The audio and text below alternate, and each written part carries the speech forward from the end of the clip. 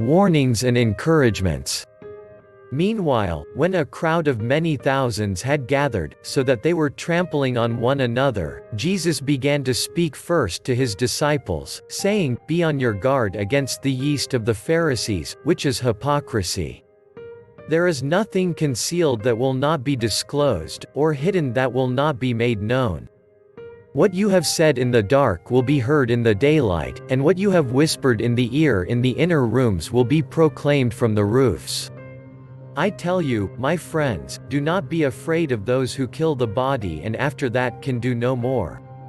But I will show you whom you should fear. Fear him who, after your body has been killed, has authority to throw you into hell. Yes, I tell you, fear him. Are not 5 sparrows sold for 2 pennies? Yet not one of them is forgotten by God. Indeed, the very hairs of your head are all numbered. Don't be afraid, you are worth more than many sparrows.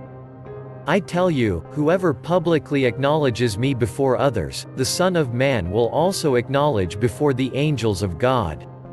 But whoever disowns me before others will be disowned before the angels of God. And everyone who speaks a word against the Son of Man will be forgiven, but anyone who blasphemes against the Holy Spirit will not be forgiven. When you are brought before synagogues, rulers and authorities, do not worry about how you will defend yourselves or what you will say, for the Holy Spirit will teach you at that time what you should say." The parable of the rich fool. Someone in the crowd said to him, "Teacher, tell my brother to divide the inheritance with me." Jesus replied, "Man, who appointed me a judge or an arbiter between you?" Then he said to them, "Watch out. Be on your guard against all kinds of greed. Life does not consist in an abundance of possessions." And he told them this parable: the ground of a certain rich man yielded an abundant harvest. He thought to himself, "What shall I do? I have no place to store my crops." Then he said, "This is what I'll do. I will tear down my barns and build bigger ones, and there I will store my surplus grain. And I'll say to myself, you have plenty of grain laid up for many years. Take life easy, eat, drink and be merry." But God said to him, "You fool! This very night your life will be demanded from you. Then who will get what you have prepared for yourself?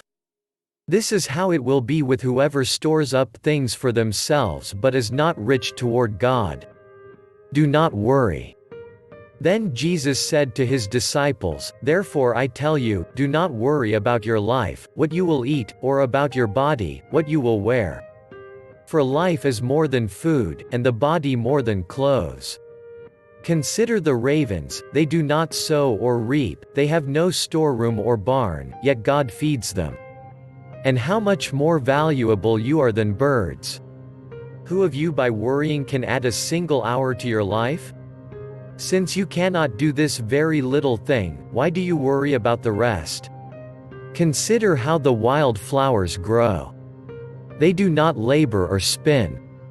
Yet I tell you, not even Solomon in all his splendor was dressed like one of these. If that is how God clothes the grass of the field, which is here today, and tomorrow is thrown into the fire, how much more will he clothe you, you of little faith? And do not set your heart on what you will eat or drink, do not worry about it. For the pagan world runs after all such things, and your Father knows that you need them. But seek his kingdom, and these things will be given to you as well. Do not be afraid, little flock, for your Father has been pleased to give you the kingdom. Sell your possessions and give to the poor. Provide purses for yourselves that will not wear out, a treasure in heaven that will never fail, where no thief comes near and no moth destroys. For where your treasure is, there your heart will be also. Watchfulness. Be dressed ready for service and keep your lamps burning, like servants waiting for their master to return from a wedding banquet, so that when he comes and knocks they can immediately open the door for him. It will be good for those servants whose master finds them watching when he comes. Truly I tell you, he will dress himself to serve, will have them recline at the table and will come and wait on them. It will be good for those servants whose master finds them ready, even if he comes in the middle of the night or toward daybreak. But understand this, if the owner of the house had known at what hour the thief was coming, he would not have let his house be broken into. You also must be ready, because the Son of Man will come at an hour when you do not expect him. Peter asked, Lord, are you telling this parable to us, or to everyone? The Lord answered, Who then is the faithful and wise manager, whom the master puts in charge of his servants to give them their food allowance at the proper time? It will be good for that servant whom the master finds doing so when he returns. Truly I tell you, he will put him in charge of all his possessions. But suppose the servant says to himself, My master is taking a long time in coming, and he then begins to beat the other servants, both men and women, and to eat and drink and get drunk. The master of that servant will come on a day when he does not expect him and at an hour he is not aware of. He will cut him to pieces and assign him a place with the unbelievers. The servant who knows the master's will and does not get ready or does not do what the master wants will be beaten with many blows. But the one who does not know and does things deserving punishment will be beaten with few blows. From everyone who has been given much, much will be demanded, and from the one who has been entrusted with much, much more will be asked. Not peace but division. I have come to bring fire on the earth, and how I wish it were already kindled. But I have a baptism to undergo, and what constraint I am under until it is completed. Do you think I came to bring peace on earth? No, I tell you, but division.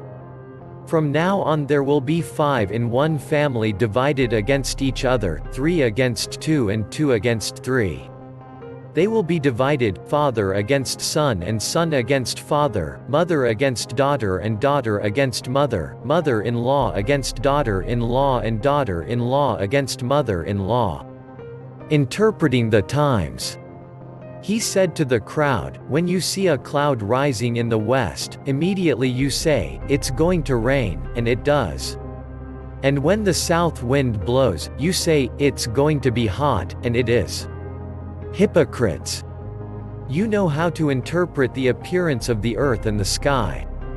How is it that you don't know how to interpret this present time? Why don't you judge for yourselves what is right? As you are going with your adversary to the magistrate, try hard to be reconciled on the way, or your adversary may drag you off to the judge, and the judge turn you over to the officer, and the officer throw you into prison. I tell you, you will not get out until you have paid the last penny.